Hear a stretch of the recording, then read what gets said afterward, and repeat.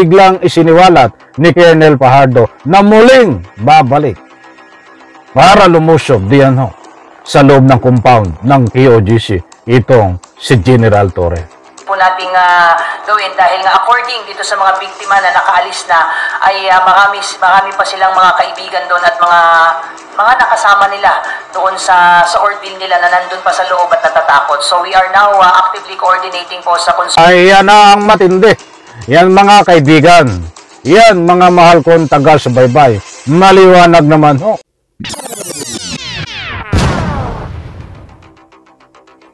Alright, welcome back to my YouTube channel. I'm Andy's Vlog. Nako, mainit, matindi na naman mga kaibigan. Itong ating tatalakayin sapagkat General Torre muling babalik sa loob ng compound ng KOGC. General Torre muling sasalakay sa loob ng compound ng KOGC. Mga kaibigan, uunahan ko po kayo, hindi ho ito fake news. Kapag may pagkakataon ho kayo, ay inaanyayahan kayo panoorin ng kabuuan ng vlog na ito.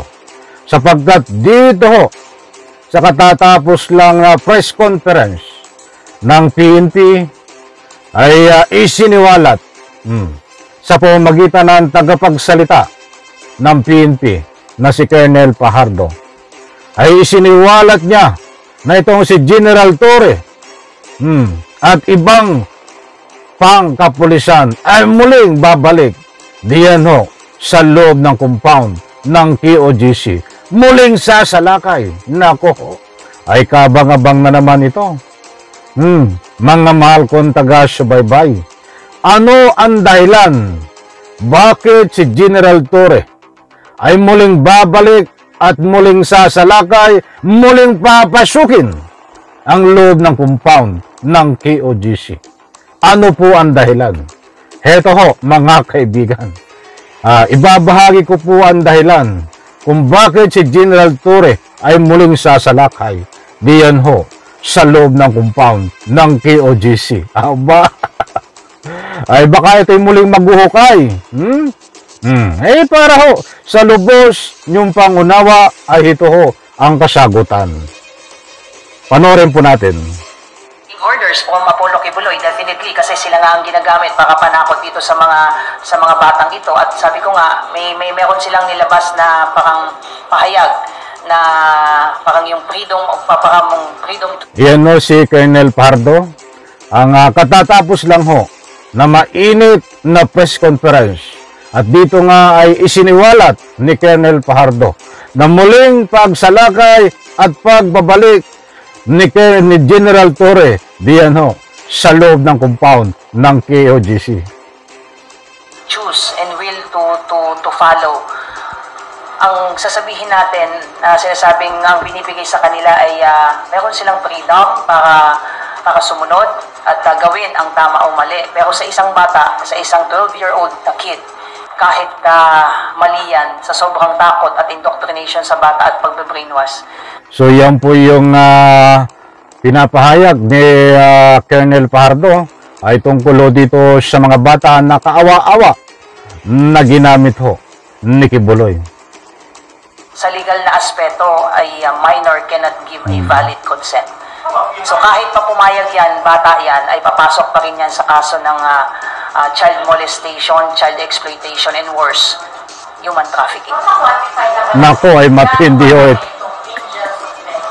Angels. Well, sa ngayon, sabi ni General Torre sa akin kanina, they have initially some names. So, bine-verify. So, ito ho yung mga ginagamit ni Kibuloy na nananakot, na kapag ginagamit itong mga bata na kawawa ay mayroong pananakot, kaya hindi ho nagsusumbong itong mga bata. That's why ang kamunduhan na ginagawa ho ni Kibuloy na hindi karapat-dapat ay nagagawa niya. nila, kung ano yung mga background ng mga tao na ito, at gusto lang nating i-document kasi mahirap kasi na magsabi tayo ng mga ibang mga detalye because ang ating apprehension is we might be preempting, we might be releasing some information na maaaring magamit nila para madepensahan yung sarili nila at mamola yung mga ebidensyang inaasahan. Ayun yun ang kagandahan. Na hindi po natutulog ang PNP na dito sa mga bata ho na ginamit ni Kibuloy na pinakabata ho ay musmus pa lang. Musmus pa lang ito ay ginagamit ni Kibuloy tapos umidad ng 12 years old at yung iba ho ay higit pa sa 12 years old. Yan po mga bata na yan ang kawawa na sinasabi ho nitong si Colonel Fajardo. Huwag po kayong aalis. Patapusin niyo po itong video na ito. Matutuklasan po natin dito ang balak na biglang isiniwalat ni Colonel Fajardo na muling babalik para lumusob diyan ho sa loob ng compound ng KOGC itong si General Torre.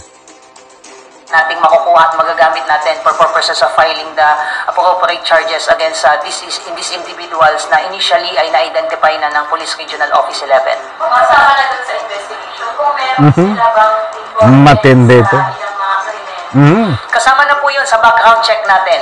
Kung ito bang mga initial na pangalan na nailista nila General Torre ay may mga previous records as well as yung check nga kung may mga baril pong nakapangalan na. So, marami yung iniimbestigahan dito. Itong mga tauhan ni Kibuloy na mga tinatakot ang bata. Ito po yung gustong ipunto nitong si Colonel Fajardo. Under their names po. Is there effort to do rescue operations sa area? Since may mga reported na ang dami pa kung mga biktima. Pinag-uusapan po ngayon yan, ma'am, yung possible rescue operation na po pwede po nating gawin dahil nga according dito sa mga biktima na nakaalis na ay marami pa silang mga kaibigan doon at mga nakasama nila doon sa ordeal nila na nandun pa sa loob at natatakot. So we are now actively coordinating po sa concerned na agencies, particularly the DSWD. Nako po, ay yan ang matindi. Yan mga kaibigan. Yan mga mahal kong taga-subaybay. Maliwanag naman ho. Na isiniwalat ni Colonel Fajardo. I-rescue ang mga kawawang bata na nandiyan ho sa loob ng compound ng KOGC. Kasama itong DSWD. At syempre, yan ho ay sa pangunguna ni General Torre. Nako ho, ay matindi ho ito. Mga mahal kong taga-subaybay. Abangan po natin ito. Sa bagay, kayang-kaya ho ito. Ni General Torre, hindi na kailangan ng ilang libong pulis. Depende sa sitwasyon. Baka mamaya ay pagpasok ni General Torre, ay hindi ito papasukin diyan. Dahil galit na galito dito ang mga taga-KOGC kay General Torre. Kung hindi ito papasukin para i-rescue ang mga bata, na ikangay di umano, according dito kay Colonel Fajardo, na kailangang i-rescue dahil napakaraming mga bata, kawawa, na ginamit ni Kibuloy, na handa o magbigay ng anumang testimonya. Yung iba ho ay hawak ng kapulisan, hawak ng kinaukulan, at kinukunan ng statement, at kasama ron sa kanilang mga salaysay na marami pa silang kasama sa loob ng compound ng KOGC na ginamit di umano ni Kibuloy. Nako ho, ay espiritu ng Diyos. Kapag ginalaw ni Kibuloy, ang sasabihin niya, ang gumagalaw sa bata ay espiritu ng Diyos. Diyos mio, mahabagin, Santissima Malabirhen, tagaguhan mo yan.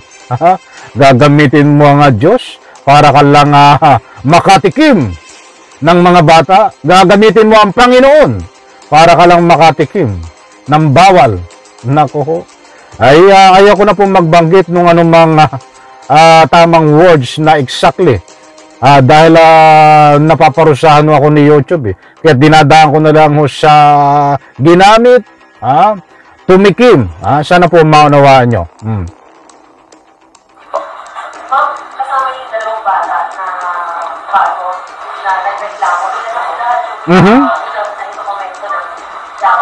Ang alam ko po ay may 5 na pong na-interview ang Police Regional Office 11 at yung dalawa nga po dito na bago po ay willing po na mag-execute po ng affidavit po. So nasa pangangalaga po sila ngayon ng Ay, nako, patong-patong na kaso ito. Ha? Talagang ay Nobel recommendation na naman ho ito. Mga mahal kong taga-subaybay. Ay, marami na ho ang lumalabas. Dahil wala na po silang takot. Dahil lang itong tumikim sa kanila ng kawalang iyaan ay nasa kulungan na ho. Regional Office 11 po. I understand po, kasama na po doon. Hanggang sa ngayon po ay nandun po tayo sa proseso na dinodocuments po natin. Like we said nga po na madaling magkwento pero kapag ito ay i-reduce na natin into writing at yung pagkukwento... Tama ho yun, ha? Talagang salamat PNP. Dahil importanteng mahalaga ho yun. Ang testimonya ng mga bata, hindi pwedeng ipawalang bahala data. Dahil kung hindi ho mapaparusahan at kung hindi ito makapagsampa ng kaso, eh paano naman yung mga naging biktima nito? Kaya dapat walang ibang tutulong ho dito ang ating mga kapulisan din ho. Ang bata, dahil ang bata ay pag nagkwento yan, dapat kailangan din ng social workers dyan, kailangan din natin ng mga women sa police natin para mas magaang sila magkwento. Iba kasi yung kwento kung lalaki po yung mapapagkwentuhan po nila. So these are the things we are considering na dapat ang humahawak. Maliwanag po. Mahaba hong usapin to. Mahaba po rin po yung briefings nila. Mga mahal kang taga-subaybay. At ayon din dito kay Colonel Fajardo, saka na po natin tatalakayin yon na may kontak po sila doon ho sa loob ng compound ng KOGC. Yung mga batang lumabas na sila ho ay nagpaparescue nga. Pasensya na ho.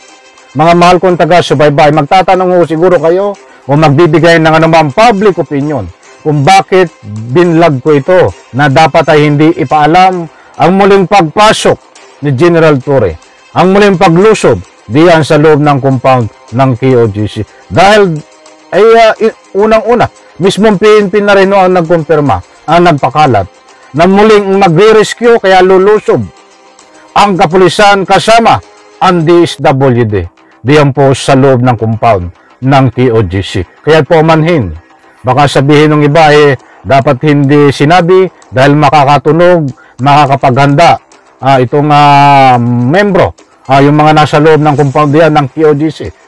Unang-una ay siniwalat ito, nakapublic na sa pamamagitan po ng interview, press conference nitong si Colonel Fajardo. So ang maliwanag po mga kaibigan, hindi ho tayo nagpapakalat ng anumang fake news. Sinabi diyan ni Colonel Fajardo na plano po nila na mag-rescue diyan sa loob ng compound ng KOGC. Dito ho sa mga bata na biktima di umano ni Kibuloy ng kabunduhan, ng kawalang hiyaan. Tinikman, musmus na bata, 12 years old, ang pinakabata. Nako, nung bata pa yon, ngayon ay 12 years old na. Hindi pare-parehas yung edad but in general, lahat sila ay minor de edad. Marami ho, parami ho ang lumalabas. Para magsiwalat ng mga ginawa ni Kibuloy noon, mga mahal kong taga-subaybay. So maliwanag ko, General Torre, muling babalik diyan sa loob ng compound ng KOGC. Muling lulusob para nang sa ganun, i-rescue itong mga bata, sagipin, kasama ang DSWD. Ito pong mga bata na ito ay biktima ni Kibuloy, inuulit ko. Maraming salamat, abangan po natin ito.